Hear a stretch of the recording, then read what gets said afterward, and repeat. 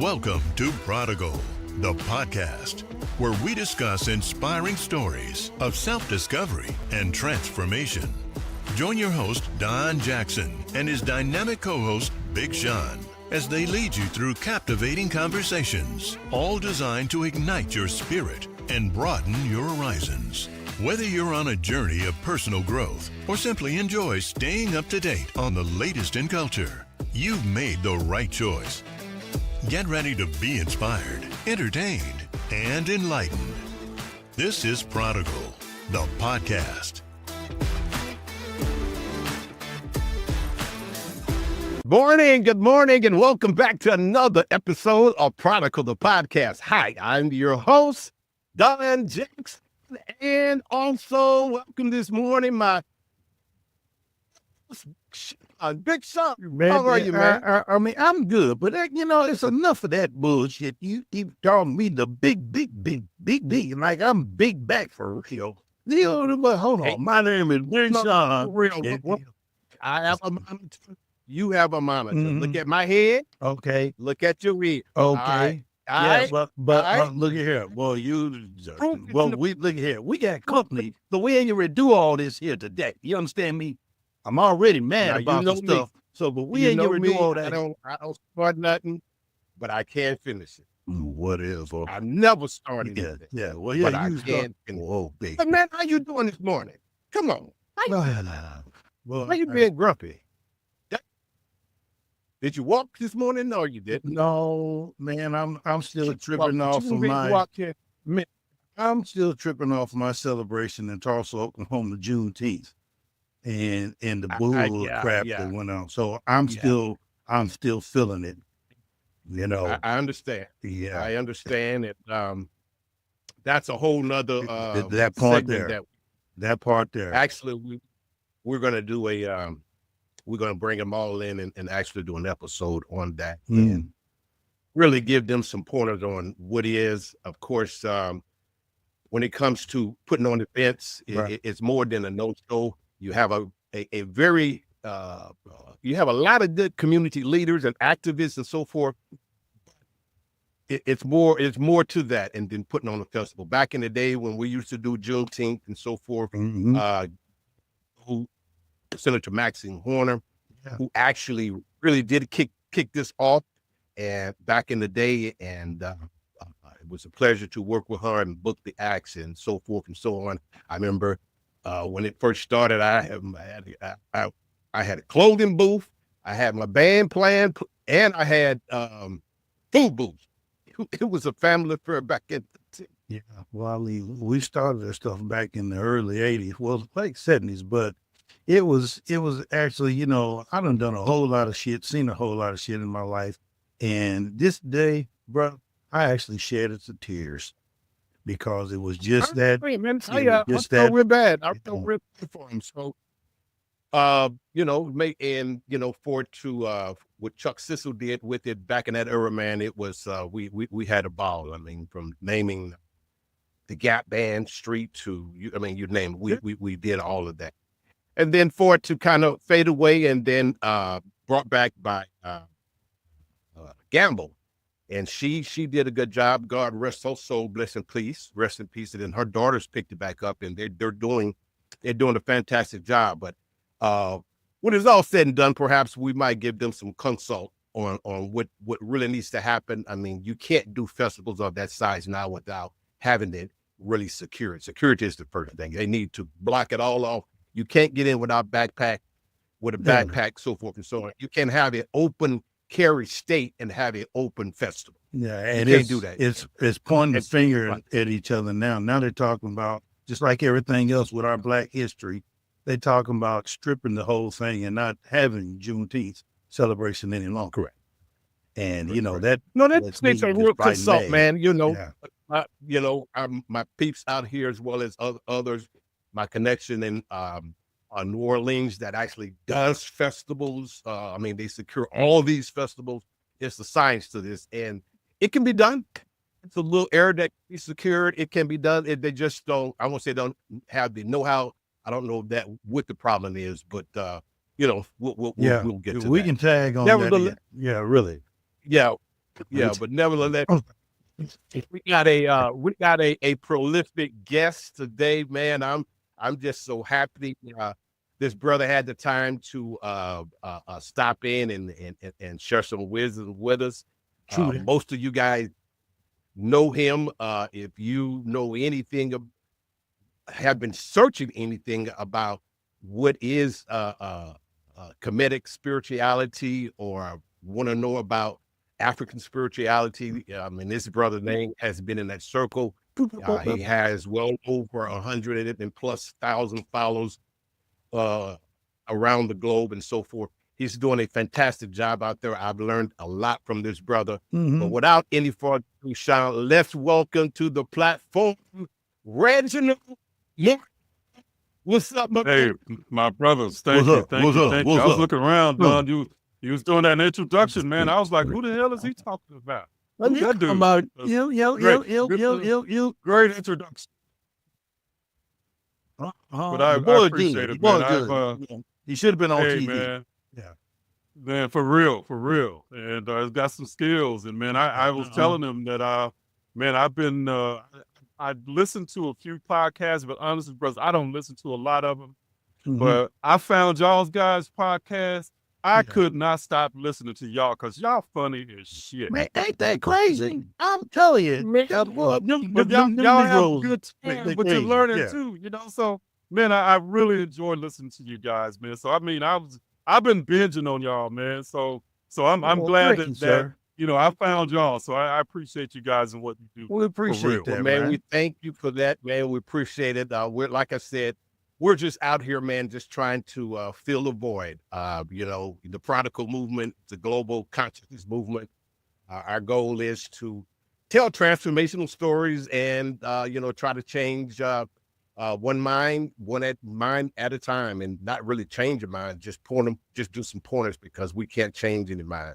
Absolutely. So that's 100.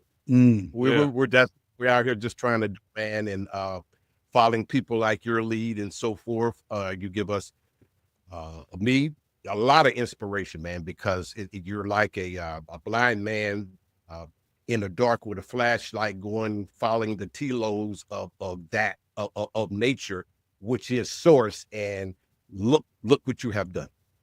Look what you have done. I appreciate that, brother. I appreciate that. It's been some work. Yeah, let's jump straight into it. Before the academy, before you start deconstructing and changing people's lives and coaching people around the country, who was Reginald? Man, let's see. I was a kid that grew up in poverty. So single parent mom.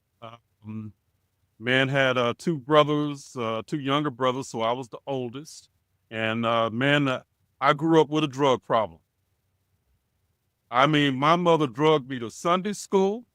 She drugged me to Bible class. She drugged me to Sunday morning. She drugged the hell out of me when it came to that religion. My mother there was nowhere else that she was ever on except church. Wow. Boy, that used to piss me off. But yeah, man, I grew up, man, I a staunch Christian family. I had the type of family where Jesus, it was my Jesus. And if your Jesus wasn't like my Jesus, you had the wrong Jesus. So it got to be where at family gatherings, man, I had uncles that they would say, like, we go to Thanksgiving dinner, and we get this one uncle. And my children even grew up remembering him. But he would start to say the blessing before the food. Man, his blessing was a sermon. So he was going to make sure that everybody that wasn't Christian, they was going to get a good sermon during the blessing.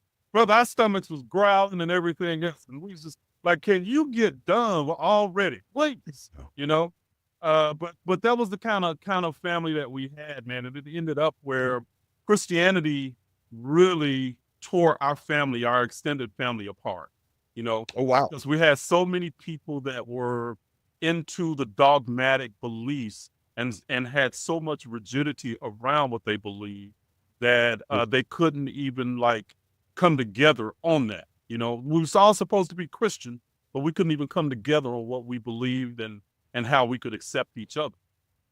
How So, did that, unpack that a little bit. How did that look like around the table?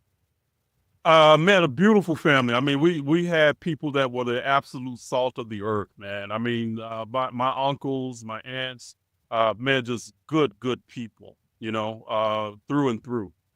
But like I said, we could all be together, you know, early in my life, up to my teenage years. But after a while, man, they just got to where we started to drifting off into our different directions, man, because, you know, once people started getting together, they couldn't get along. You know, the cookout would break out into a debate, you know, and we again talking about Christians, you know, and then there was a few of them like, well, I had another uncle that he started to getting into the more occult knowledge and stuff like that, and of course he was the black sheep of the family, you know, and they were all trying to convert him every cookout, you know, every gathering, you know, convert him back to the, you know. So, Were y'all playing but you know, it dominoes? was just Right. Were y'all playing oh dominoes man, and spades? dominoes, spades, you know, you name it, man. Oh, well, then That's there's what we where the was doing. spirits come from, you know, because when black folks play dominoes, especially spades, you're going to have some different spirits around. For real. Some cheating spirits. Yeah, that and getting to talking about folks. Yeah, you know what I'm saying? Yeah. Exactly. My mama So hate to that do was this our to you, family, but man. Right. But I was talking all kinds of noise, you know. yeah. So I got to where I didn't even like to play dominoes with my uncles, man, because one, they was good as hell. Right. But two, Yeah. man, they talk so much noise, man, you'd be like, you know, man, it was traumatizing. Yeah, it can So be. I had to get out from around that domino table. Fights and everything else. Man. So was everybody a backslider, or were they sending everybody to hell? Either you were constantly in the faith, or you were going to hell. Well, you was either you believed my Jesus or you was going to hell, you know. And I had What Jesus was that? The man, back Jesus, the holiness Jesus, which Jesus? man, it was just I don't even know if it had a name. It was just they had a belief that their Jesus and the way they believed it was the right way. So we That's went right. to basically a non-denominational church. So all of us, you know, in a sense, we grew up in a non-denominational church. But man, it was something else. And I remember I started to really question things right around I was about. Well, I started questioning her, but I started asking questions to my mother at about 15 years old. Okay. And I remember asking the question, and I said, "Mom, so somebody who's Jewish does not believe in Jesus can go to hell and they can be a good person, do good in their community and everything. They can go to hell, but a person that can be a mass murderer can, on this deathbed, say, I accept Jesus, and you're going to tell me that they're going to go to heaven?" Man, she didn't even bat an eye. She was like, yep. And at that point, I was like, that messed me up, because I was like, you know, how can that be? You know, how can a good person go to hell and a person that's done bad end up going to hell? And I couldn't reconcile that. And that just started my journey away from Christianity. So by the time I went to college, probably 3 years later, 4 years later, I went to an actual Baptist college, got a basketball scholarship. And of course, I ran into Christian people who, you know, said they were Christian. Man, I decided I was atheist when I stepped onto that campus. Oh, for real. So you wasn't at the free but throw it was line praying that it go in then, huh? Oh no, bro. But the thing was I got a chance to, In the because name I of was the an devil. athlete, I got accepted into all the circles. So I got to meet people from all different types of religion, you know, and all different types of background. One of the things that really got to me was it was never said, but it was implied that if you can be a good Christian, but you'll never be the best Christian or a better Christian than a white person, you know, in a sense. Now, they didn't say that, okay? It was never said, but it was implied. And at that point, I was like, I'll be, hell no. I'm like, I'll never accept that I'm inferior to any man. I'd rather go to hell than to have my That belief part. that you are better than me just because of the color of your skin, you know? So for the whole 4 years I was there, I was an atheist, but still longed for a spiritual connection. But I didn't have a language or anything that I could make that happen, you know, or a way Right. that I could speak spirituality, because Christianity, as Christians, it is one thing. Spirituality and religion is the same thing. You know, we were taught that it was synonymous, you know, so I couldn't separate it. So that's why the atheism for me made the most sense at that point, because I couldn't believe in that God. And everything about that God was spiritual and religious. So, but, you know, after a while, like, you know, I started to get, you know, study a little bit more years later. And, you know, and I started to recognize that spirituality and religion are two different things. Mm-hmm. So what was the dating, not to date your boy, what time frame was that? What year? This was back into the early 80s, mid 90s, or early 80s, mid 80s. So back in that time frame. So I went to college. My freshman year was 1981.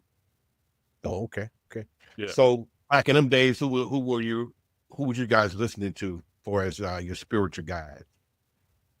Oh church man, who back in can the I? 80s? There was, so back then I wasn't necessarily aware of the big guy. Well, I could say Billy Graham and Jimmy Oral Swag. Roberts, because they were the Mhm. guys that was on Hmm. TV. Right. You know, that was pretty much it. And I had a grandmother. She listened to Oral Roberts religiously on Yeah, Sundays. back in that era, that pretty He much the all it king. was. He was the That was godfather. it. That's all it Yep, was. So absolutely. y'all So had yeah, his ministry and y'all had Jesus pictures on the doors, above the doors, oh, and all brother, we had blonde hair, blue-eyed Jesus sitting at the table. You know, the Was that Last table? Supper, sitting Mhm. at the You know- last. Man, you know that everybody had that picture sitting at the look- last table, sitting at the table on the With last. Peter leaning over. That was my picture. And then my grandmother also had a picture where it was just Jesus looking at you. You know, just a big picture of blonde hair, blue-eyed Jesus. And I swear to God, those eyes followed me around the room. It was social science project going on, man. One project going on. It's just got Absolutely. for you, man. Yeah. You couldn't tell me. And- God damn. And well, wait a minute, but the picture was Punch me. made out of felt. Yeah, and how them eyes still moved. You know, we had Jesus, Martin Luther King, and John F. Kennedy all on the same little picture. It came Right. with three of them. Right. Bro. So that Jesus following me freaked me out, man. So, Oh no! you know, So I say all that because it brings back memory. I mean, we grew up in that same era, so that's kind of was the mindset of what was going on in my household back in them days. You know, the Oral Roberts, you name it, whoever was on TV, whoever was preaching Jesus evangelism on TV. That's kind of who we were. yeah, we yep. following. Him and Billy Graham was the other one, because he'd always have those big Yeah. conferences at stadiums and stuff like that, man. What was the song that they'd always sing? And people coming down and accepting Jesus into their life. That was hearing Billy Graham, and that song, man. That was it. When it happened to you. Dun, dun, dun, dun, dun, dun, dun, dun. Ooh. Dun, And my grandmother never missed him. So Never. if I was at her place, we was watching Billy Graham and Oral Roberts. And Jimmy Brandon- Swaggart, Kenneth Copeland. Those were later. So I Yeah. didn't even know about those. So You didn't know about them. Billy Graham. You was man, already 8 by that time. man, Now, yeah. you said you transitioned from not once you figure out religion, spirituality. Okay, well, damn, I'm not just gonna label myself an atheist now. Now I got another pathway I can follow. So transition into what led you to studying African spirituality. Yeah, that came years later, man. So I had studied, you know, basically comparative religion for all the way through the 90s, up until the early 2000s. And I was atheist, but I got married And because I didn't know anything else, I ended up going back to church, Okay. because I wanted spirituality, but I didn't know how to separate. So, but what started me on a different path, was actually the movie The Secret. So around 2006.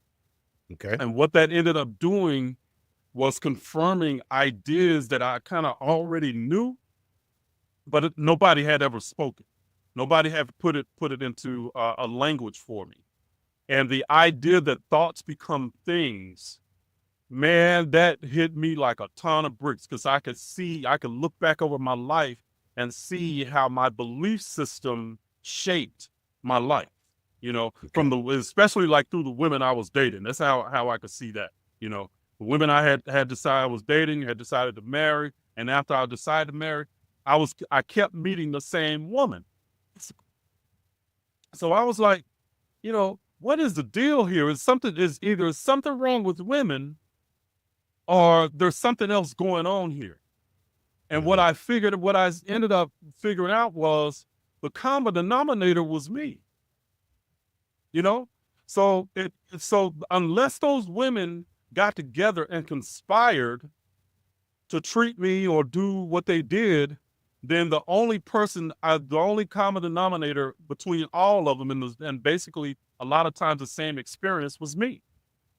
So at that point, I realized that there was something in me that was causing me to choose those type women, which was usually needy, emotionally needy, and I had to rescue them. I was Captain Save-A-Hole. Yeah. Yeah, I had to be the hero, but that's how we were taught to be. But my idea is that I had no value to a woman unless I could be her emotional trash can. So The Secret basically ended up telling me, or kind of giving me a frame as to why I was meeting those same women. So from 2006 to 2009, man, I was studying metaphysics like crazy, and I ended up, I had changed careers, and I ended up becoming a school teacher. And I used principles from from The Secret to manifest my job as a school teacher. Okay. Well, around 2009, I had set some goals that, I wanted to make a certain amount of money, and, school teaching wasn't going to get it. No. And ended up, I got laid off. So I was like, what the hell is going on here? This ain't shit that I asked for. I didn't ask to get laid off. I wanted to make some more money. I want to make more than this. Teacher. No, bro. Yeah. So don't get me started. I'm sorry, dog. Woo! I just had it. Why you gonna go there like that, dog? Why you do that? Sports. No, I'm just saying. I was talking about the movie, Bad Teacher. What grade was it? You I was teaching middle school, so 8th graders. one of the schools that got shut down. Exactly. I would And in quit. the Dallas ISD, bro. Yeah. In the I Dallas would've ISD, quit. in Pleasant Grove. Okay, that's Not where I was teaching. PG. Don't you say you was over at Pleasant Hood. Grove. You better not say you was at Hood. Man, I was. Well- Yes, I was. That's exactly where I was. Oh my! That's exactly where I taught. So Well, how'd you keep from getting dude, hey man, shot? I was trying to keep from killing some mothers in that some of those youngsters. Yes, man. yes, Man, yes. those boys. But yeah, you had to dodge some bullets. yes, yes. But so when I got there, man, it was like the ISD that year they overhired. So they ended up overhiring. So they ended up having so first or last in first. So I ended up getting laid off. Man, looking back on it now, that was the best thing that happened to me, because I actually, for the first time in my life, I collected unemployment. And at that time, the economy had dropped, because remember, real estate was real bad and everything was going crazy between 2008, 2009. Man, I was able to I ended up losing everything I owned. Ended up living in a one-room hotel.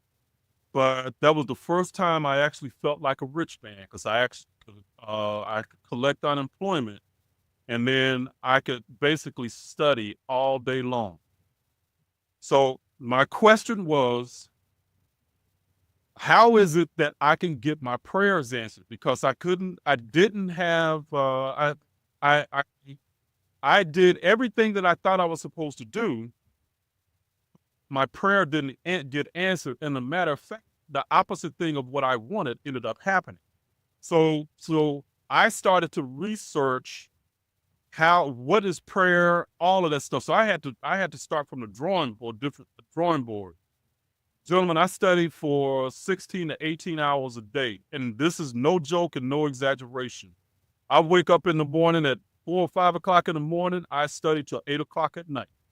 I would study metaphysical stuff. I would research all kinds of stuff. And this was at the time you could get these download sites, and man, you can get all kinds of free shit. I mean, you could download this. It was the torrent sites. Man, I could download all kinds of stuff. So man, I downloaded videos. I downloaded audios. So I was studying 16 to 18 hours a day for a year and a half. That laid the foundation for everything that I teach today. That time. But by that time, not to cut you off, it's always interesting to hear the backstory of when you came around that corner. Yeah. And to hear that was that first thing that brought you around that corner. Okay, but go ahead. But yeah, and that is, so that's the thing that really, I mean, I just, enjoyed studying, always have. And then, I guess it was around 2010. 2009, I told somebody, I said, you know what? Whenever I want to get a job, teaching job, I can, And gentlemen, I put this knowledge to work, and I filled out. So once I decided, okay, this is enough, I'm going to go ahead and go back to teaching. I filled out an application for the DISD again on a Thursday. Finished it on Friday, put it in. On Monday, got an interview, and then Monday afternoon, I had a teaching job. Okay, so manifested what I needed, right then and there. Ended up, doing some speaking around the Dallas area and stuff, on metaphysics. And then one year, a friend of mine at that time had a spiritual center, and they wanted me to speak at the spiritual center one Sunday. And this was during Black History Month. Well, I didn't want to speak about, the spiritual, because one of the things I hated about Black History Month was they act like our history started in 1865. I couldn't stand that, So I was like, Juneteenth. So I was like, man, I don't believe. bro, y'all know your people were nothing else except the slaves that came out of slavery, So I was like, no, I don't want to go there. I want to go back. I want to find out what my people, my African ancestors believed before they were colonized, before Christianity. And at that point, that's when I started to look. I started to look online for stuff, and I couldn't find anything. And honestly, a lot of the people, I was actually listening to these brothers back in the 80s. I don't want to call no names, so don't try to make me do that. But these brothers I was listening to in the 80s, they were still teaching the same shit called Kemetic, in the aughts, They hadn't changed nothing. Slides, they were still using pictures from when they was 30 years old. They was now 50 and 60, So same stuff, recycled, but it wasn't spirituality. And what I recognized was they talked about spirituality. They talked about our ancestors and spirituality, but there was no how-to spirituality. No how-to, no practice. Okay. What it was, nothing to practice, no application, no nothing. And that pissed me off, and I was like, where is the people that's teaching this stuff, the how-to and stuff like this. By this time I started to find some books. There was some pretty obscure books, and a lot of those I share on my YouTube channel. I just gave the people my those books and put them in the videos. Here it is. y'all can check my shit and see if I'm lying or not. You know, that was the idea, you know, check it out. And, but I started finding out a lot of stuff. And because I had been trained as a teacher, I could recognize stuff I could recognize concepts, you know. Gotcha. So one area in Christianity, I could recognize the commonality between the concepts of Christianity and the concepts of ancient African spirituality. So I was like, something's going on here, you know, like what's happening?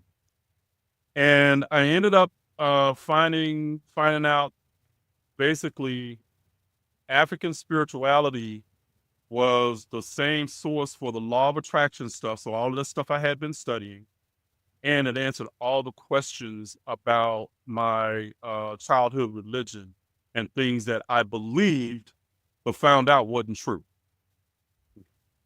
So that's the long story of how I ended up getting to the Kemetic stuff. And ever since then, it's really been developing those ideas and really helping people to understand it, just really speak it to where it's not this woo-woo frou-frou stuff. It's actually, how do I use this shit to change my life? And that's the angle that I've always come from. And that's what my stuff does. So I know that I've had people come through my programs, my coaching programs, stuff like that. Their lives change. And I have enough data to know that what I teach works. And a lot of it, gentlemen, it's just common sense. Common sense backed up by ancient African spirituality, ancient Kemetic spirituality, and the metaphysics and all of that. How do you bring that all together? And that's basically what my stuff is. What I've done with what I do is I brought it all together and put it into a coherent system. And I said, a coherent system, man. And I just commend you off the bat because you created an academy. You actually created a curriculum, an academy, where anyone that has a desire or seeking African spirituality, it's there. There's a course. There's no other course out there but your course. Yeah. Right. Yeah. There's no other academy out there but your academy. There's a plethora of information and other scholarships, and then a lot of recycled stuff of some of the old masters and so forth that are, have went before you. But right now, your stuff is, hey, I commend you on it. I appreciate that, brother. Yeah. Now, give us some, for the layman purpose people here, that, man, what is African spirituality, man? I hear talk about horrors and hooroo and rock and how that connects and how is that, how did they steal that from Christianity, steal that from him and Tefanu and Glard, all this, who's this stuff? For the layman people, tie that in. So and that's who I want to talk to. I want people to understand that, first of all, Christianity is distorted Kemetic and African spirituality. Christianity, Islam, even Judaism to a certain extent is not as distorted. But I like to say what's new about Christianity is what's new in Christianity is not true, and what is true is not new. So when we're talking about these ideas, first of all, the way that you can connect these ideas is you have to look at it from a different frame in order to connect the African spirituality to what's in the Bible. Because the foundation of everything in the Bible, Old Testament and New Testament, is from ancient Egypt. And people who say that it's not from ancient Egypt, they just have not studied that knowledge base. That's all it is. They're ignorant of that knowledge base. And when I say ignorant, I mean they're not knowing. Okay? Right. Because there is no way in that you can look at this stuff and understand it from an esoteric perspective and not see the connections. And I want to prove that to you guys today and have you even look at some Bible scriptures, and I can show you beyond a shadow of a doubt that it is ancient Kemetic and Egyptian spirituality. So the way that you have to look at this is to understand how to make the connections is that a lot of people only look at the Bible from a literal perspective. And I debated this brother a few months ago. And basically the only reason I even did the debate, because otherwise I ain't trying to change people's mind. But I wanted to do this for the people that follow, and I wanted to prove a point. And my point was that the Jesus Christ of the Bible never existed. And if you remove the Bible, you cannot find Jesus in history. Hold on. I heard this shit before. Let Sean breathe a little bit. Okay. Yeah. I mean, because we don't want from five Jesuses to Jesus there never was existed. two Jesus Now we're gonna let to his brother no go. Jesus. Okay. So I'm telling you, this so is, there ain't no Jesus on the let main me line. finish. Ain't no Jesus on the main Hang on, line. let me say this. I do not believe in Jesus, Oh, but Christ is a part of my life every single day. okay.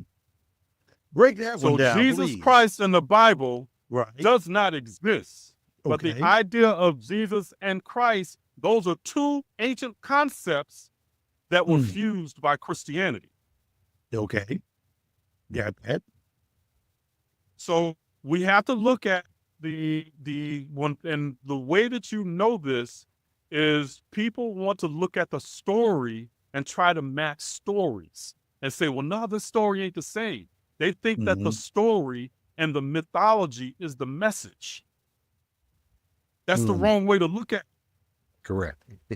There is a deeper layer that the ancient mythology was telling them. You see, we think ancient mythology means stories and entertainment. But in ancient Kemetic mythology, it was actually spiritual science. And what I mean by science is that you can observe, experiment, and test. You are the subject matter. You are the subject matter, and you are the experiment, and your life is the experiment. We are here on earth, on the earth plane, as souls having a human experience. We are gods and goddesses in training. We are seeds of the infinite expressing itself as human beings. That would be the ancient message that was being taught before we had it switched. Okay? So the story that became Jesus Christ was actually teaching knowledge about us as souls having a human experience. Okay? Well, break naked.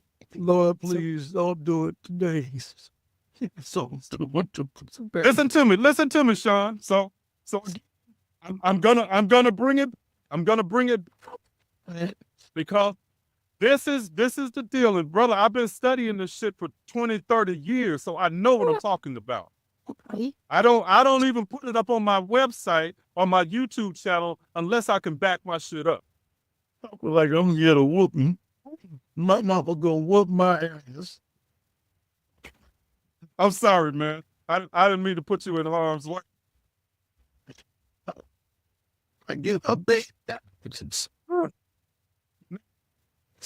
Now,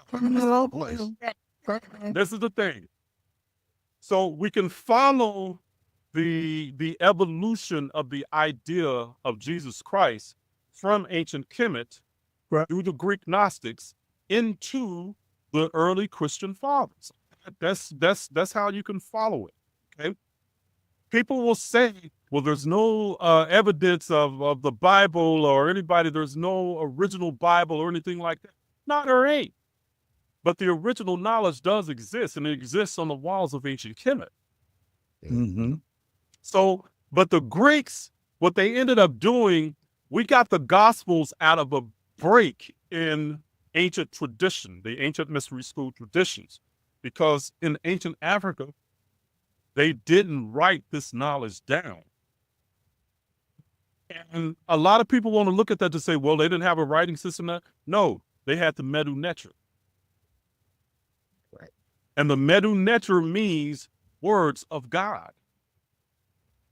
Mm. So the Medu Neter actually is the symbolic system. It was actually a lingua franca of ancient Africa. So in other words, African tribes from all over Africa could actually read the Medu Neter, okay? Because they knew it from a symbolic perspective. All right? The idea of Jesus in ancient Kemet was known as Yeusa. Yehu the Sa. That means, in the ancient Egyptian, that means the ever-coming Son of God. Now, the Son was a play on words because Yehu the Sa was actually the light of God, the intellect and the will of God descending into matter. Okay. Y'all follow me? Yeah. Okay. So the idea, this idea was spread all over the Mediterranean for centuries. Plato actually distilled the idea into the Platonic theosophy that ended up becoming a part of the Bible and what we know as the story of Jesus Christ, his birth and resurrection. But in reality, these ideas were about us. So Jesus in ancient Kemet, the idea that was Jesus was actually about the light and will of God incarnating. That was us. Each one of us has a spark of that light within us. How they represented the physical person on earth, they called it the underworld. That was Osiris. Osiris is the idea of a person that has incarnated into the underworld, because the heavens where the soul was, that's the above, the underworld is below. We're all Osiris. Osiris was not aware of itself as a soul, but the idea was that light is supposed to help you along the way discover or rediscover who you are as a soul having a human experience. Okay. So the light of that became known as Jesus came from the idea of Yehu the Sa, which we know one word connected to that is Yeshua. Mm-hmm. Is that where we get the way? Joshua. Mm-hmm. The way comes from the word Heru. Okay. I am the way, the truth, and the light. Yes. Okay. So that was all in Kemet before it became Christianity. So let's take this. What Christianity ended up doing was they usurped these ideas, and they ended up, because the knowledge was to teach us about our inner journey. Our journey as human beings on this plane of existence. How do we reconcile really our fears and our doubts and all of that stuff? How do we reconcile that as we're moving through our life? How do we gain wisdom? How do we gain the light of wisdom as we move through our lives? That's what this knowledge was originally about. Christianity flipped it. And the way that they flipped it was to historicize it. And they pulled Jesus from within us, that spark, as something that we are to recognize and develop, to something that we are to worship. Now, the Christians, would those be the white folks? No, bro, they ain't got nothing to do with race. Oh, okay. Well, humanity. It's humanity. Okay. I'm talking about humanity. So the Gnostics knew what was happening. Somewhat.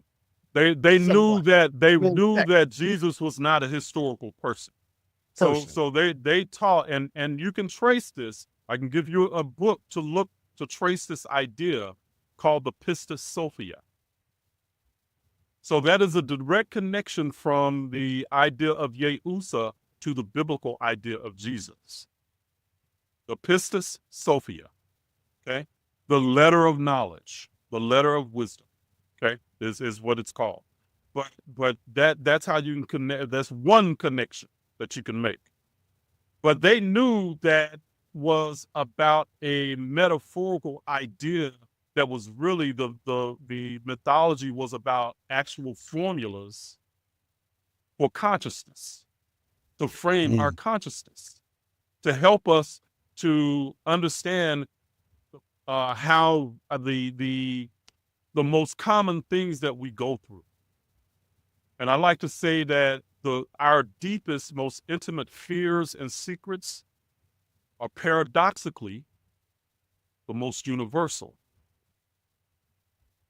So you can see this story of the light becoming aware of itself in ancient Kemet long before it became Jesus Christ in Christianity.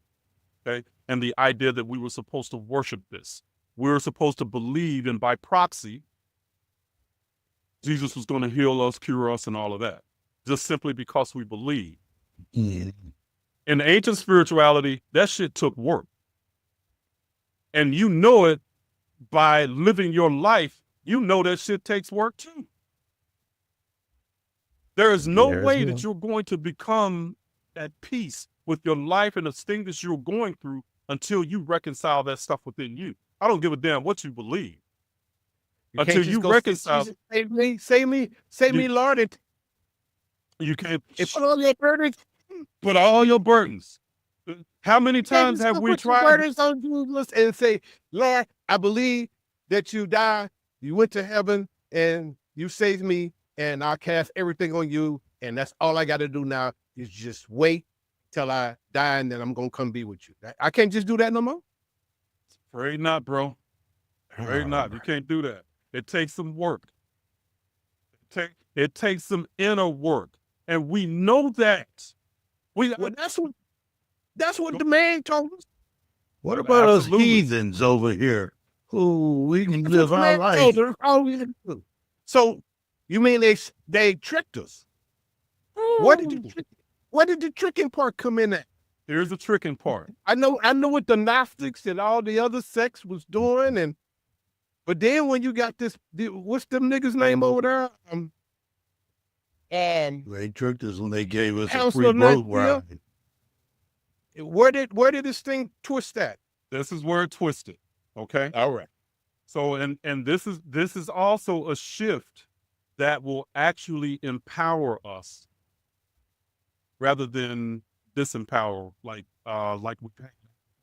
Okay. Okay. The idea is that we had to have the confluence of two ideas come together in order to create the religion. One was the idea that we're all born sinners, that we dropped into earth because we were cursed, the fallen angel, all of that stuff. Okay. But once we were dropped into earth, that light was dropped into earth, and we were all born sinners, what do we need? But damn, let's see, if everybody's a born sinner, we got to have somebody that can save their ass. Some balance. Got to have some balance, some kind of way. So we need to create this savior that can pull them out of their sinful ways. You've heard of the idea of total depravity, where everybody's born wicked and we cannot follow the ways of Jesus on our own. We need to believe. So all just tied together. So they created a fucking disease and then created a cure, supposedly. And the cure was that I believe in the death and resurrection of Jesus Christ. All you got to do is just believe. and you are saved. But in practice, That's does that work? That's so. Wait, No. I got a question. So now, who was the committee that sit back and said, when they said, well, we got to find a savior, we got to find somebody to come in. So, I'm just using a little Right, alliteration and license here, Well, bro. I'm just telling the story. Just imagine if they sitting around Uh-huh. and they put in some ballots and say, okay, we gonna pick this guy right here. This is Jesus. He gonna be the one. Now, do you think Jesus knew that he was gonna be the one that's gonna have to be the sacrifice for everything and everybody? He gonna have to die for everything and everybody to make everybody who believed that he lived and How does it sound when you're saying that? have eternal life. How- I'm just saying. Well, I'm just saying. That's just If, saying views. if it was me, I'm just saying. If it was me, was no- I'd been like, no, nigga, fuck y'all. I ain't get ready to do this shit. I ain't get ready to. Hell no, Daddy. Hell I'm sorry. no. I can't. No, Daddy. I'm sorry. I don't even can't know do this this. nigga right here. This dude I'm here. not gonna be able to do it. No, there's too much shit going on out here. And I ain't even had none yet. and I'm I'm like, 33. ain't that it? What now? Now you know we know none of this shit's real. You just thinking this shit up. But you didn't tell me about it. Wait a minute. I'm 33 and I ain't had none yet. I ain't No. Only thing I told them is the kingdom is God within me. And I tried to explain it the best way I could to make them know that we're the same. We're all one. And evidence Now, was told why him they that. done work? I don't know why the listen to Apostle Paul, that arrogant motherfucker. Gay. I don't even know what listen to Apostle Paul. He just got his own shit going on. I never met that motherfucker. Just making up stuff. And then he like, he made it. LGBTQUSD. Click on my Wow. name. Gay. Okay. So this is the thing, is that even just saying that, Sean, it Mhm. don't even make sense just speaking it out. Well, damn, I It's thought not it even sounded good in logical. my head. That sounded good. It sounded good. That's good. So it sounded Right. good that God It's a, I'm gonna until sing they my- got to the part and said, what if I am? Shit, no. He do it. It don't I can't even volunteer for sound bro. logical. Right. So No, and I'll tell you, this this dude here, point- he good. He good, man. I'm telling you, he good. Oh, the what? I'm saying that man good. Yeah. I'm still gonna bring you some proof that this all comes from Egypt. So this Oh, Oh, okay. is your breath? Well, come on then. so and we're gonna use the Bible. Oh, Because this is one thing. I know that we are not going to reach our people without being able to go through the Bible first. And I know that there are ministers that know this stuff that I'm talking about, and these brothers and sisters are struggling. They've deconverted in their mind and their heart, but their job is tied to their beliefs.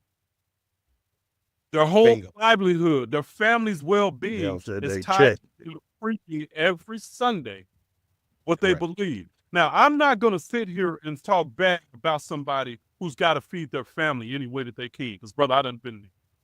Real shit. But what I'm talking here and what I'm explaining, this can help these brothers and sisters actually teach a more empowering message and do it in a way that it doesn't alarm their congregation. Because if you say, I've dealt with ministers who started trying to teach these ideas and they ended up losing their congregation because they just didn't want to do the lie anymore. And there are many brothers and sisters that are out there right now doing the same thing. They don't want to keep preaching what they know is not real. Okay? So this is what I am doing. This is a lifeline. And it's the truth is more powerful and empowering than the lie. mm-hmm. Plain and Okay. simple. Instead of teaching these ideas where somebody outside of you is going to save you, the ancient Kemetic spirituality and ancient African spirituality, and understand Kemet is a mouthpiece for African spirituality. These ideas that I'm talking about from Kemet were all over Africa. These concepts, these spiritual concepts, not religious. Religious is man-made. Religion is about an external locus of control. You need validation and acceptance from something outside yourself in order to be okay. And we know people are living in conflict and pain trying to do that every single day. But they don't know any different because there are so many people living that way that they think that shit is normal. Mm. Now that's crazy. There are so many people living that way in conflict. People are told, oh, the conflict, oh, that's because you can't know the ways of God. You're confused because you really can't understand what God is doing. That decouples you from your own inner spiritual knowledge. That kind of stuff is complete bullshit. You are the creator experiencing itself as a human being. This is what Christianity has done. The way the ancients believed this and the way that they would teach this, and I'm updating the language, okay? And I'm updating the concepts because they didn't have all of this language that we have, the same words today. They didn't have all of that back then, okay? But people translated what they did. But the ancients would say that if God was an ocean, if the idea of God was an ocean, we are all drops within that ocean. And we are the ocean in a drop. How can a drop be different from the ocean? Because that's what Christianity says. We're somehow different than God because we were born wicked and sinful. We're different than God. But the ancient Kemetic spirituality says we are divine. And we are here to start to remember that we are divine. Okay? That's what the journey is here, to remember that. When we descended into the physical world, that was the actual crucifixion. Follow, help me to. If I'm going way out base and you don't get it, No, we get it. We get it. Okay. We get it. We get it. Our audience is Yeah. if So they listen, you can so They clicking the like button. So in the ancient Kemetic system, the cross is actually the four metaphorical elements needed for something to cross from metaphysical into the physical, because the metaphysical world is the real world. That's the real us, where we are souls in the real world. Christianity says we have a soul. Brother, we are a soul. Mm-hmm. This is another way to think about this.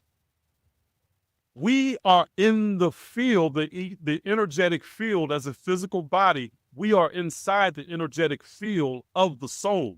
The soul is not in us. body.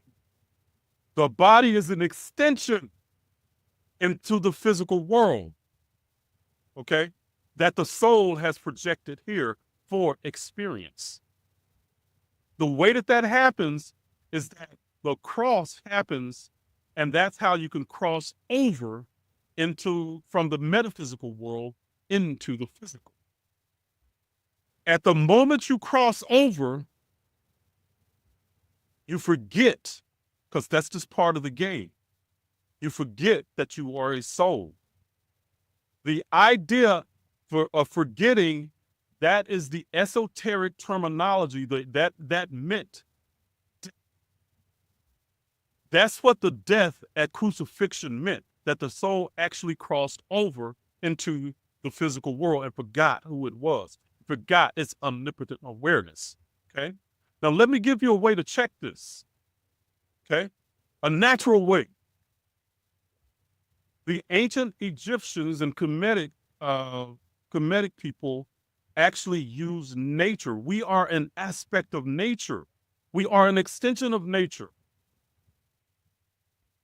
So, Sean, tell me, what happens when the sun goes down in the west? Just a natural thing. It gets dark. It gets cool. It gets dark. Okay. It gets dark. That's the ancients used the sun as a metaphor and the seasons as a metaphor for our journey in human life. So when the sun sets in the west, they didn't believe in dying. They didn't believe in death. They called it westing. When the sun sets in the west, it leaves the metaphysical world and descends into the physical world, the world of darkness and the underworld, from the above to the below, from the underworld into the physical world. That's when we incarnate. We go, the sun makes us traverse, and really again, mirroring life, the sun makes us traverse until it resurrects and remembers what it is. Okay, at the vernal equinox. Okay, so we at the autumn equinox, it descends and it goes below the horizon. The soul forgets, the sun forgets. The lowest point of its journey is at the winter solstice.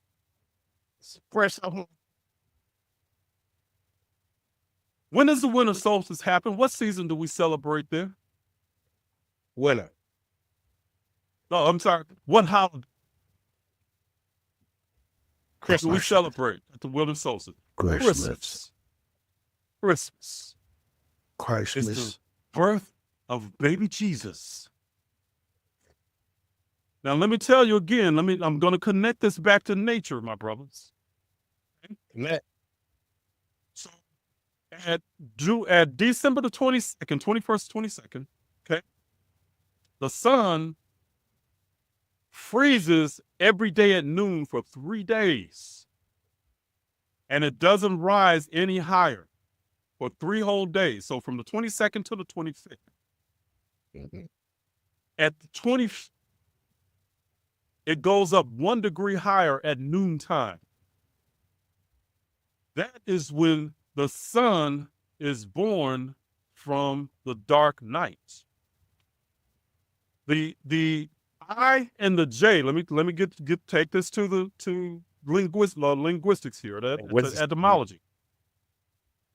I and J, and Y are interchangeable linguistically from ancient languages. There was no name Jesus back in 5,000 years ago. It was Yeshua. So, but the I was around. There was Yehusa, and it's pronounced Yehusa. Yay, the I was pronounced like a Y. But do you know how the J came into being?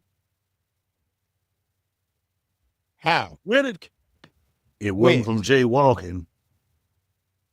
No, it wasn't from jaywalking. Oh, okay. So in the 1500s, a monk decided to use the I and embellish it and make a little symbol, a little hook to make the J. So it's descending into matter. That is punches through matter. And Y'all the ever hook seen a brings steeple you on a out. church? Boy. Y'all ever seen a steeple on a church? Yeah. Y'all know what the steeple means? We coming up out of there. Erection. Erection. So the means an erection. It can double for an erection. Who did Jesus say he could? What did Jesus say?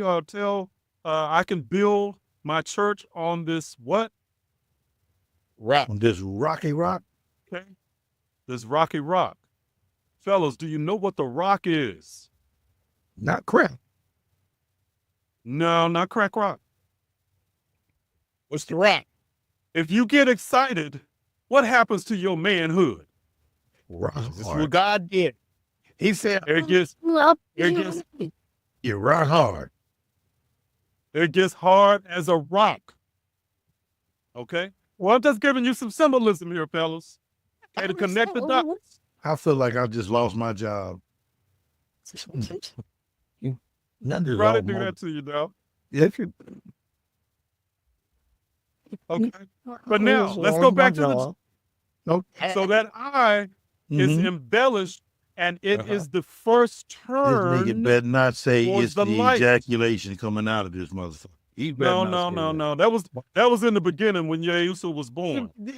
Oh, That was when our tomb had to masturbate and he spat out Yehusa. Okay. I didn't tell you that part. Okay. All right. But the J is when the light starts to turn back and begins to recognize itself. It is the first birth of consciousness, our consciousness, that starts to recognize after the dark night, after we've been through our difficulties, that, whoa, wait a minute. Maybe there's something to me, more to me than this light. So the J starts back, okay? The sun keeps moving until the vernal equinox, okay? And I'm just connecting the journey of the soul to the sun and light, okay? So the vernal equinox is when the sun crosses back over into the metaphysical world. It is resurrected. Resurrected. Re-erected. In other words, I can come twice. Dude, if you want to. So the little dot on top of the work J. on the resurrection. So the dot on top of the J, that was to symbolize the each individual. It is saying that dot represents me. No, the dot is just, I don't know why they put the dot on the J. Honestly, I can't tell you that. That was so I don't know. Oh, okay. That was wasted. But it came cosmos. from the eye, so What? He was just Right, wasting right. cosmos. Well, you got to understand too, back in the day, they didn't have dot, because if you remember, even the Roman numerals, it was the I and the number 10 and the number 1 and the number and the I was the same thing. Okay, so they didn't have a dot. So Roman numerals, you got to talk about the Roman numerals, I and 1 are the same. Okay, so they didn't have that. That came later. All right. What season does the resurrection happen in? What holiday? Christmas. Easter. Easter. Bunny. Yes. Don didn't Easter go to a time. Christian school. I told you. He had to Now, listen to his Let me daddy. tell you where. Let me tell you where Christianity, where they jacked this up, because they took this out of the natural progression of the sun. The sun, S-U-N and the S-O-N. Right. Christianity tells you that the crucifixion happened, and then 3 days later he rose from the dead.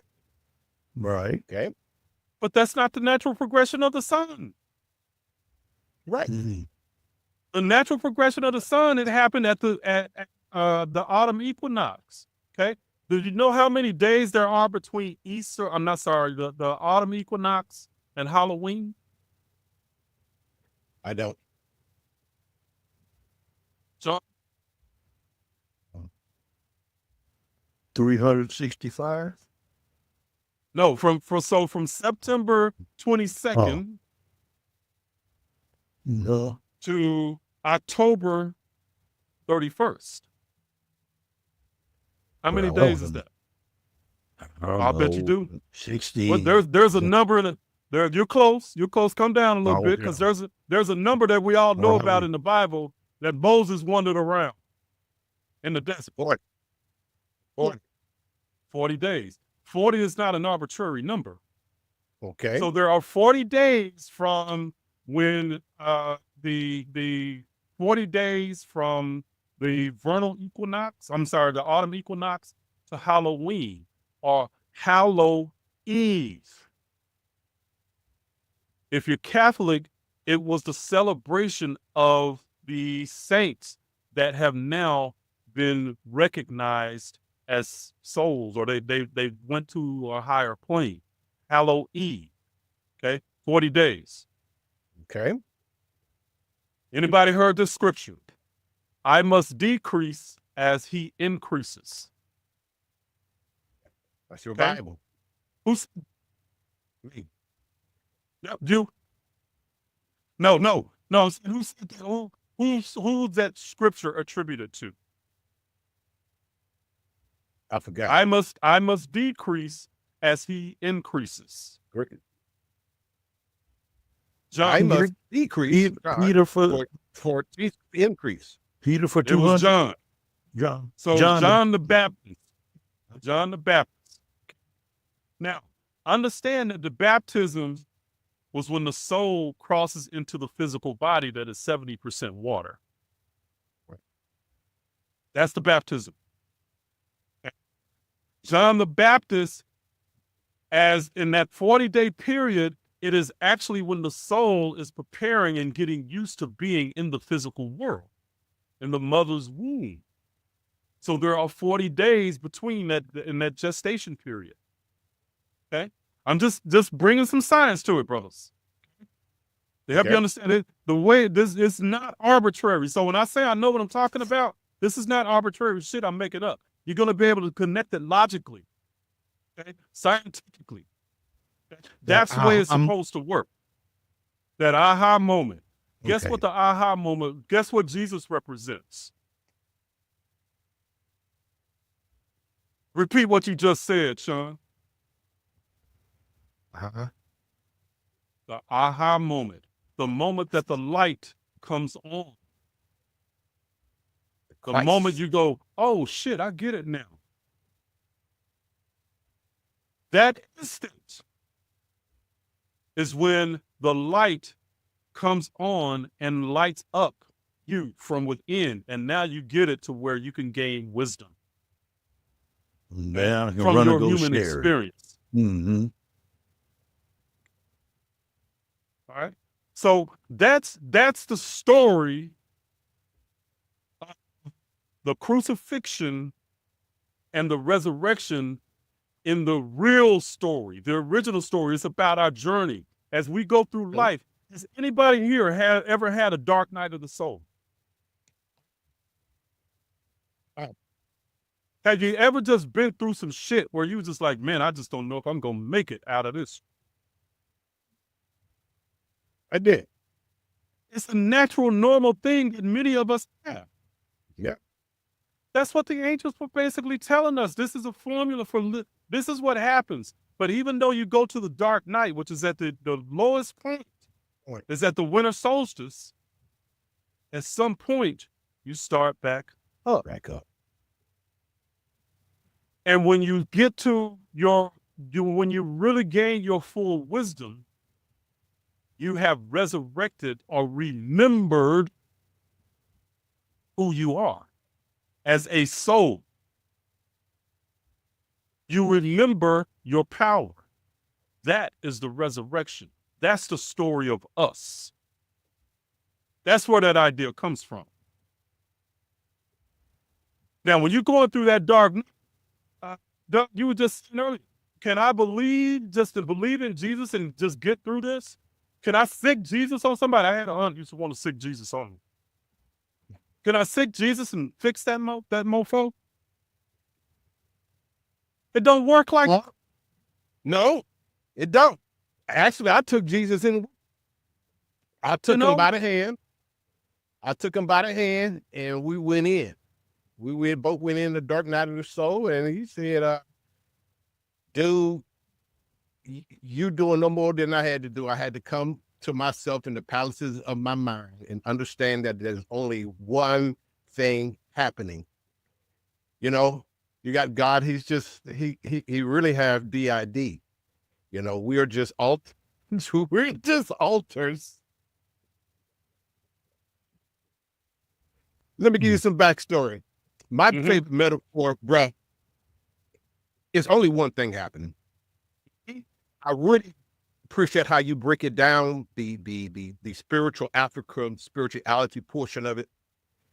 I'm kind of, if I want to be like more the evangelist, I'm going to go straight to essence. You have the African spirituality, you got Buddhism, you got all these systems that all point to the same thing. Same thing, same story. Same story, different, depending on their origin story may be different, Yes. but they're pointing at the same thing. At the end of the day, linguistically speaking, you're going to end up at the same thing. You're going to have a different story, different way, different point of how you got there, but it's the same thing because everything is a fractal of the whole. But that fractal is going to only shine from that point of view. It's only a point of view. I'm a point of view. You a point of view. Sean is a point of view. So our point of view is only going to be a subjective point of view of the whole. Yes. A subjective point of view. So my experience is only from what I was at birth, from what my parents taught me, from what was instilled in me, so forth and so on. That's my point of view of what is. Now, since we're all one, is God playing chess on different timelines, enfolding on himself to keep this going because there's only one thing happening. So, no, there's no death. There's only spirit doing what it's want to do. We are fields, however you want to say it, because anything that is objectified, we really can't even talk about because it's not us. We're the source, we're the witness, and we're the object. We're everything all at once. All of it at once. Now, in African spirituality, you are explaining that's Pata, and this is doing that, and that, and that, and that, and this is the same thing. If you go over to Buddhism, they'll explain it this way. If you go over here, they'll explain it this way. It's going to be the same thing. forward.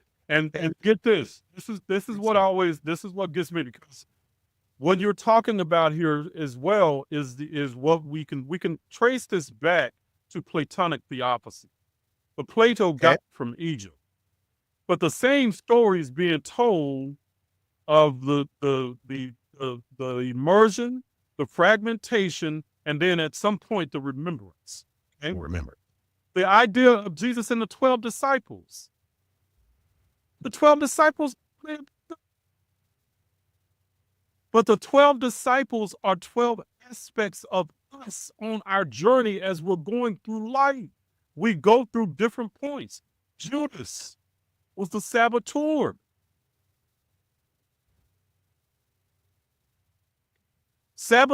Do we have a saboteur within us? So the idea of the temptation of Christ. Christ basically means that you have at some point through your life experience gained wisdom from your experience. That's the idea of the KRST. That's 10,000 years before we ever had the idea of Jesus Christ. You're going to find that same concept in Buddhism, Hinduism. You're going to find it in all other spiritual systems. Same concept. Same concept. But there's only one that's a literal historical person. And we're told that's because it's something special. What is new is not true. What is true is not new. The new idea was that the idea of Christ was a body, a physical manifestation of something. Nobody taught that before Christianity. Nobody. They changed that. But the thing that is going to be most empowering is when you do remove your consciousness from that external locus of control and come back to your internal locus of control, recognizing that you are the creator of your reality and you can create your life. And the way that you want to do that is by following your joy. Every day that you're not following your joy, that is some work that you have to do in some kind of way, shape, or form. I know that from experience, not theory. I know that when I have been through my dark night, and me, I'm a hard-headed ass Scorpio. So I'm going to do my thing until I get my ass whooped, and then I'll be like, okay, I'll give up. I'll relent. So I've went through these times where emotionally I've been down in depression. But I knew Jesus wasn't coming to save my ass. The only way that I was going to come out of that depression was I had to figure out a way out of that. And what I did, and this is something that I teach, what I did was I wanted to feel better. I wanted to get out of my depression. And what I did was to find one thing that I could do in the moment that would make me feel better from within. Gentlemen, I love studying. I love, finding out information and stuff and sharing that shit. That's just something that lights me up. That's one thing that I did, is that I just started studying and I'd be like, oh man, this is interesting. This is, wow. I started for one moment and then I forget that I was depressed and I'm enjoying myself so much. 2 hours have passed. I'm just enjoying doing what I'm doing. I'm just enjoying being a researcher, just being in now. Being in the now. I moved out of my depression. Then I was like, man, somebody else might want to know this, I might as well create a video about it. Wow. I have fun creating a video. Before I know it, 4 or 5 more hours have passed. I'm no longer in depression. I am in joy. The moment, In that moment, enjoying myself. So I let joy, that energy, that feeling, be my guide through that dark night. My joy lifted me out. That was a Christ moment for me. I gained wisdom to where I understood that if I'm ever feeling that way again, that I need to find something that brings me joy to move me out of that depressive space. No pills, no waiting on a savior. It was me internally knowing what I needed to do to rescue me. That is an aspect of becoming the Christ. Well, that's deep. I feel like I have been in Sunday school today. I don't know what I may have missed. When when we go to Sunday school as kids, we be in there playing and not listening and all that good stuff.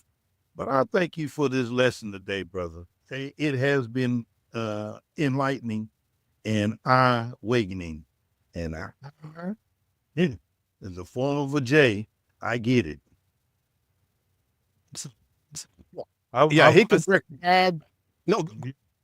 No, I was going to say, unless y'all just got to go. Oh no, we're not ending. You just come here. Oh, okay. I thought we were ending. All right. No. But one thing as a takeaway for definitely for sure is from how Christians live their life and how African spirituality, the both essence, it taking, instead of going without, you need to go within. Yes. You don't go out without you don't need a savior outside yourself. You have to go within. That's what the African taught us. You are the God that is experiencing this life, and you have control over it. And you have control over it. So once you understand that and get that understanding, then life is beautiful, because most Christians are scared of dying and they're scared of going to hell.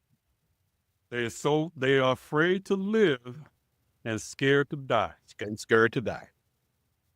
And some will live in limbo their whole life because they're even too scared to consider or even think about studying something outside of that Bible or what they've been taught in the hopes of just in case. And it really breaks my heart in 2025 for people to live their life just in case, when they're Right. basing it on it Hedging their may bet. be hell, and I may miss heaven because mama might be in heaven. And they don't even understand. If you go back again, where did Jesus say that that heaven was? In Luke chapter 17, verse 20 and 21. Mhm. The scripture says, you cannot point to it.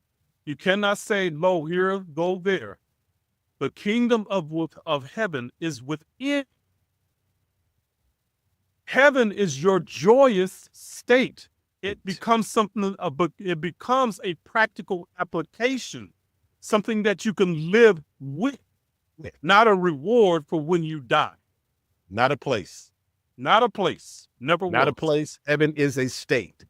And It is a state of being. It's a state of being.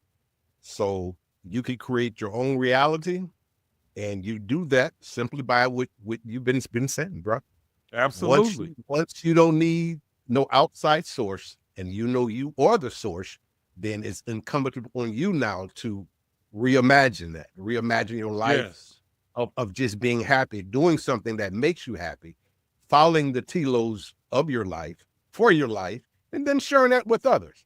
And that's what we inspire to do here, man, with this global conscious community, is really fill that void, because there's a lot of people deconstructing, Yes. but they don't have any void. There's a void to fill. They feel, okay, well, what's next? Exactly. Okay, and they stay in limbo. so what do I do now? Yeah. So we're just trying to show them, you create that path. You do whatever you need to do, whatever you want to do. Well, see, Don, that's what my courses do, is they answer that question, what's next. I give you a path that can work for you. I'm not telling you what to believe. I'm not telling you how to believe. I'm saying, hey, this is how this works. Do it and watch and see what happens. And I have had too many people, thousands, that have come through my videos, my courses, that absolutely positively changed their life. And sometimes they do that shit overnight. Let's Not talk that about things change, but that their mindset changes and they start to look at life from a whole different, empowered perspective. Okay. So for the listeners that's out there, you do have the academy. You have several different systems and modalities. Let's talk about each of those. What's the price point, where they can find them, and those things. Yeah. So the easiest way nowadays is to find me on my Substack. So you can go to Substack, reginald-substack.com, reginald.substack.com. Okay. And you can find me there. And I'm writing articles. I do a few videos here and there. So I'm doing that.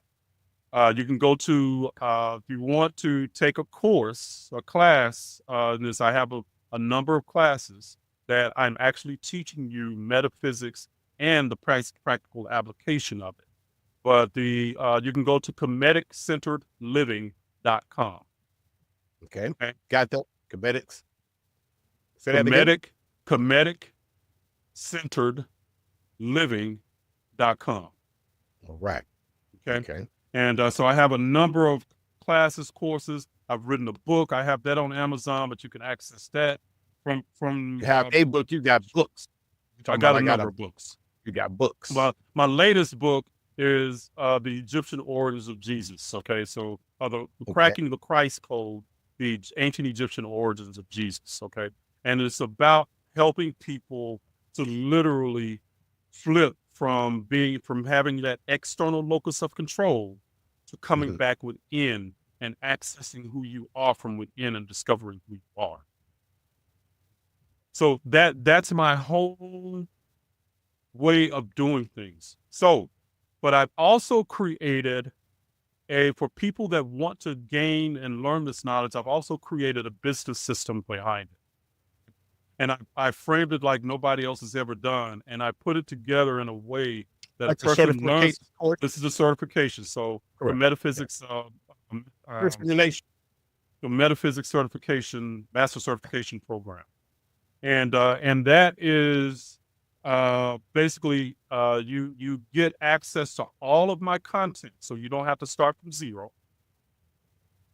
You get access to all of my content. I license that to you.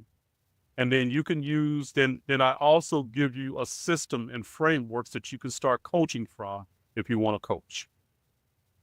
So all of this, so I put all of that together in those different ways. So there's just, like I said, it's 3 levels. So from the Substack to the courses, and then people who might want to coach, I give you a track to run on. And not only do I give you a track to run on, I give you a whole entire business system, basically a business in a box. This is what I do. How long give is you the content, course? courses, frameworks. What's now?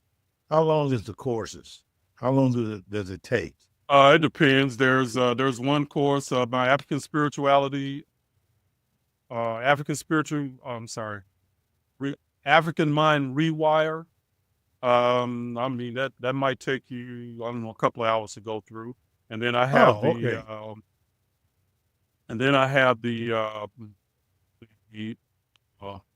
now I can't even remember the name of my course. I forgot it so long that I did this, but that course is the soul level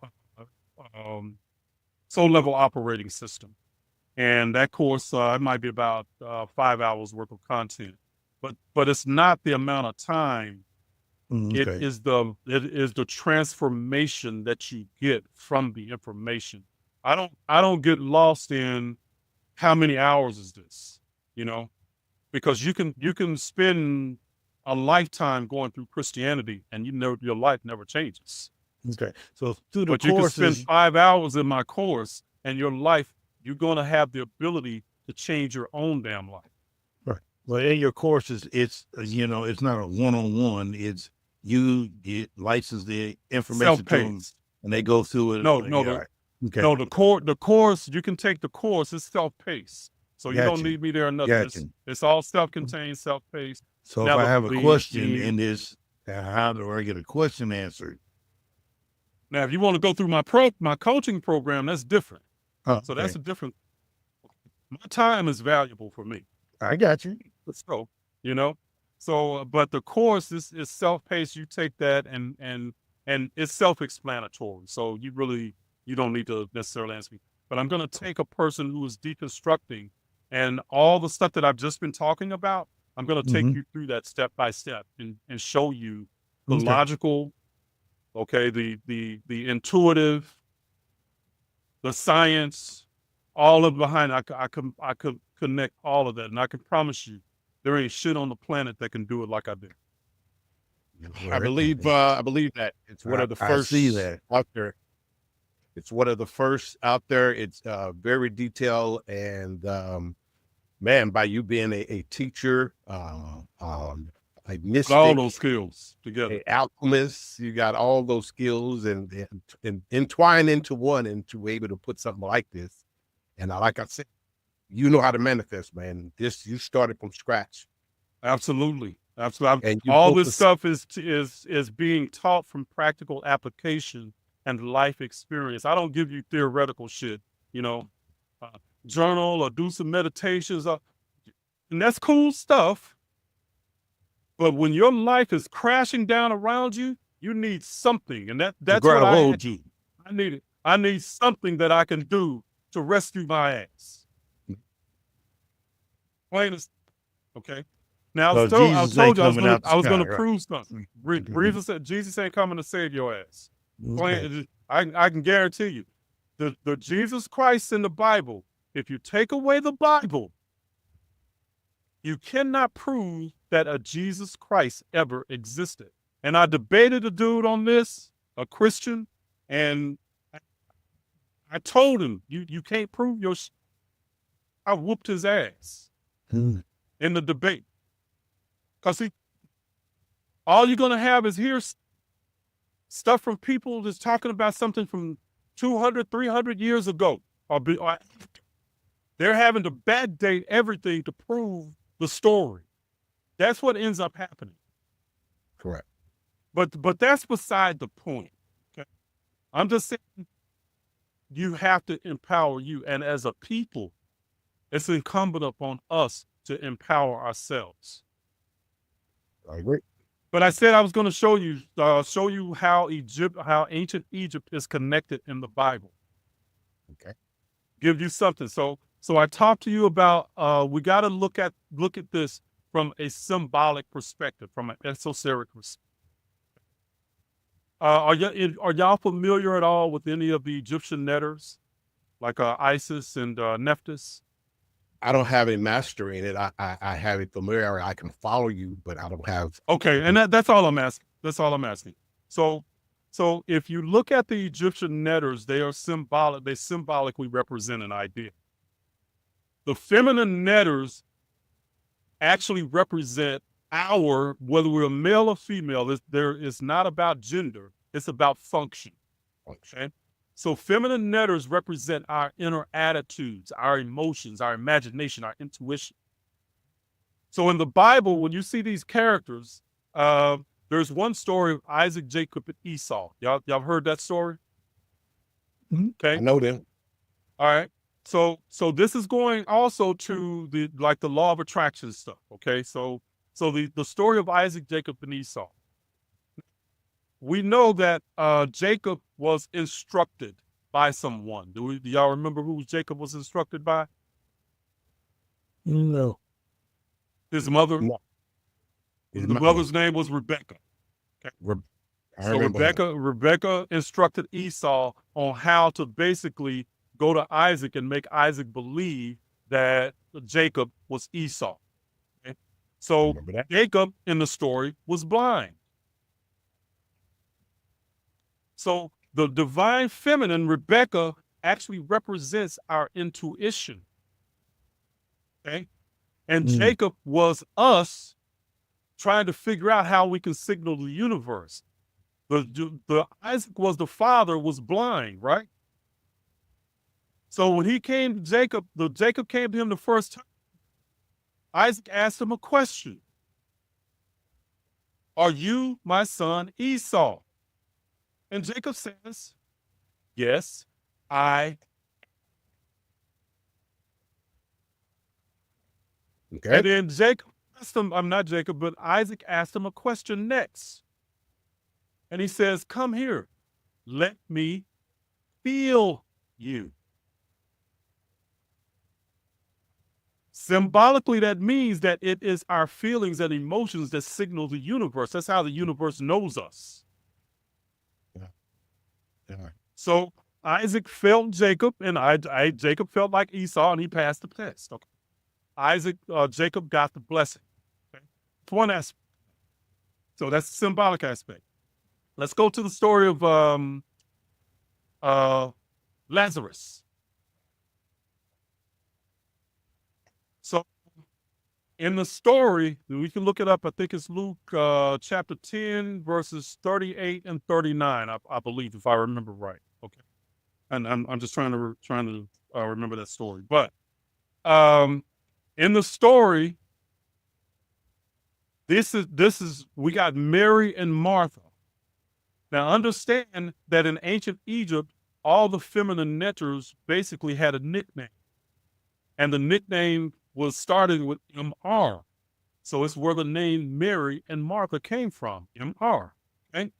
And that stood for the idea of the magnetizing qualities of our inner being that magnetizes the stuff to us. Okay. So in that verse, in Isis, in the symbolic Isis, there is a chair or a seat or a throne on her head. That's how you know it's Isis. So there's a throne, okay? A seat. Nephthys has another symbol. It looks like a bowl, and then there's actually a right angle inside a box, okay? That stands for a home. Okay? If you read that Bible scripture, it says Martha was preparing her home So there was a direct connection to the idea of preparing the home for Jesus.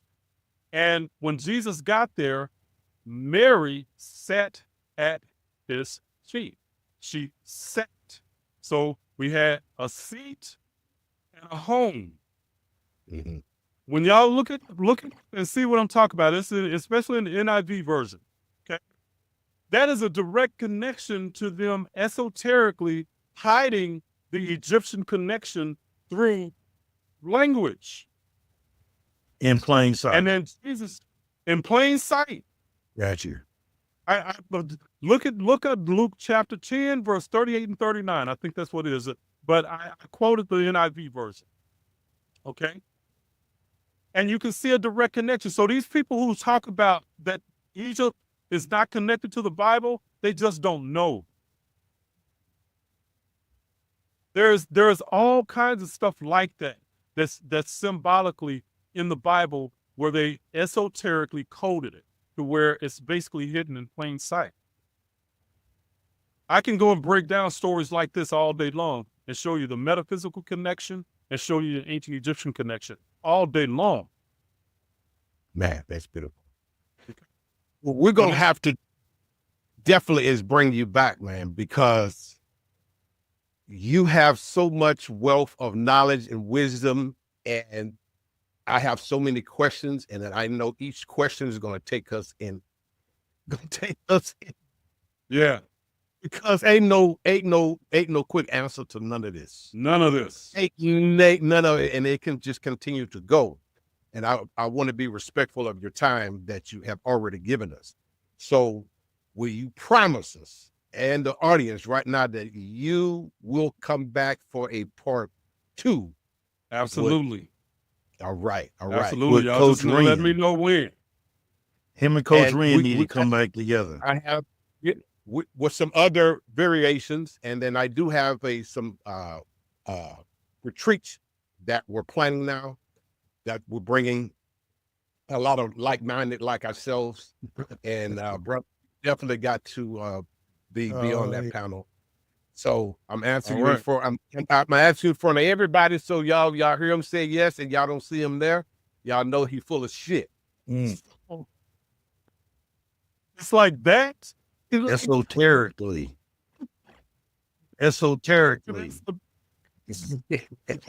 Oh, you're calling me.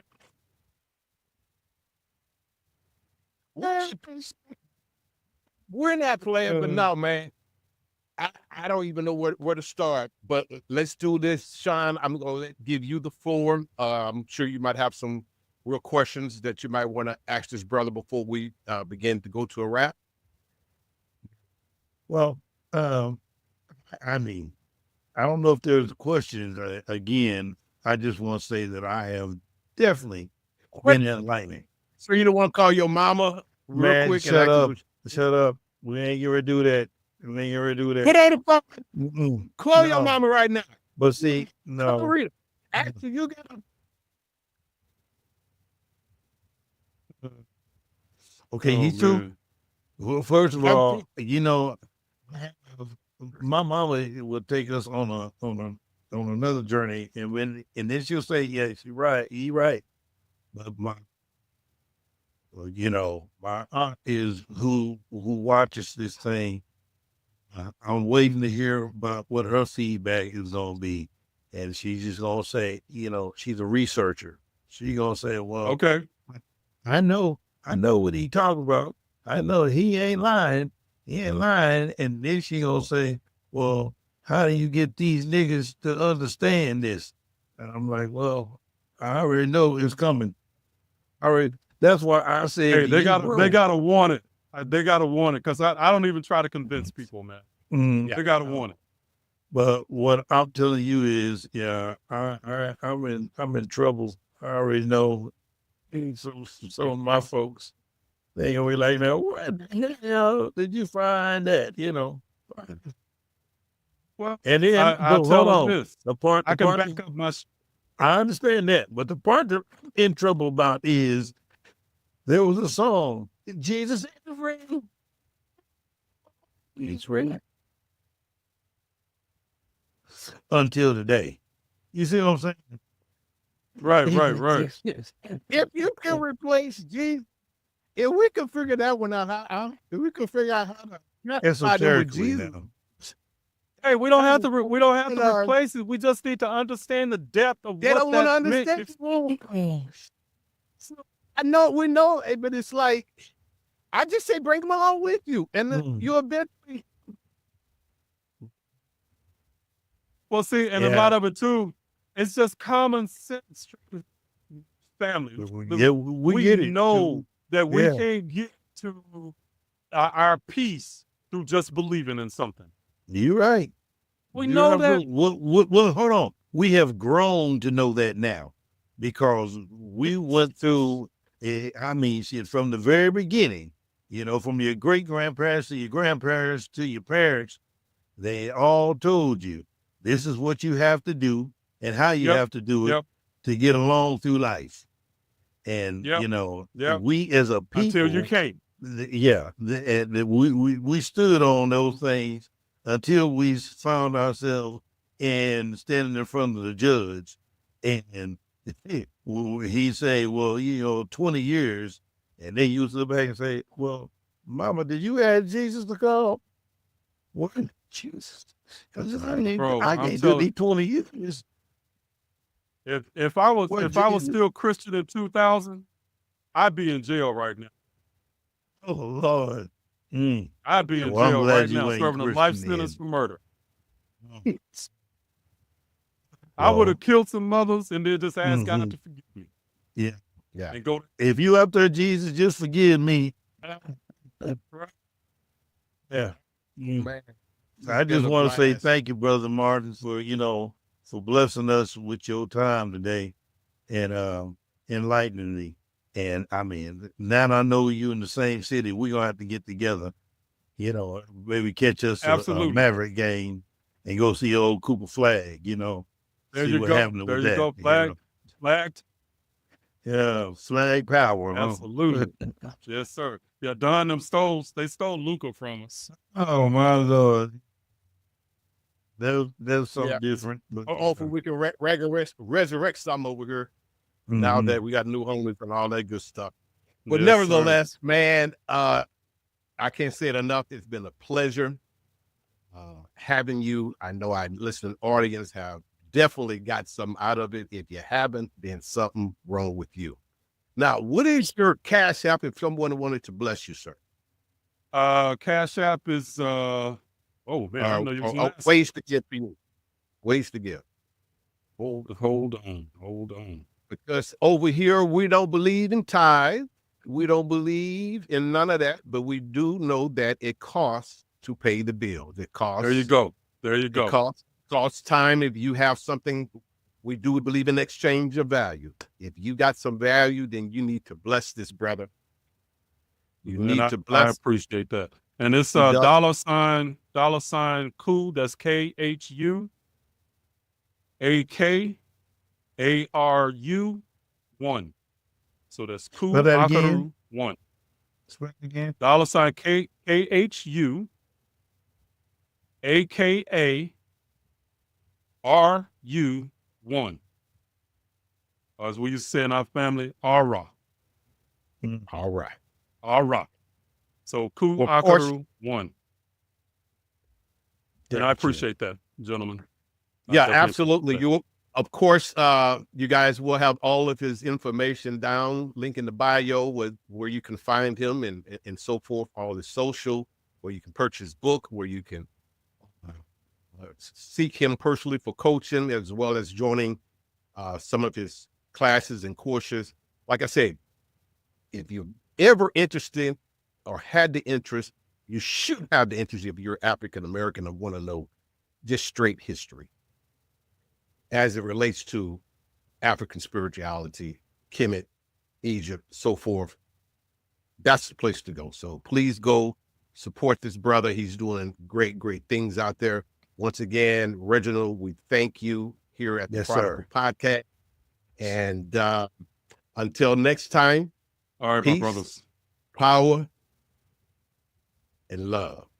Thank you for tuning in to Prodigal, the podcast. We hope today's episode inspired you to embrace your own journey of self-discovery and transformation. Don't forget to follow us on social media and subscribe to the podcast so you never miss an episode. Join us again next time as we continue to explore the ever-evolving world of culture with your hosts, Don Jackson and Big Sean. Until then, keep discovering, keep transforming, and keep being the amazing person you are.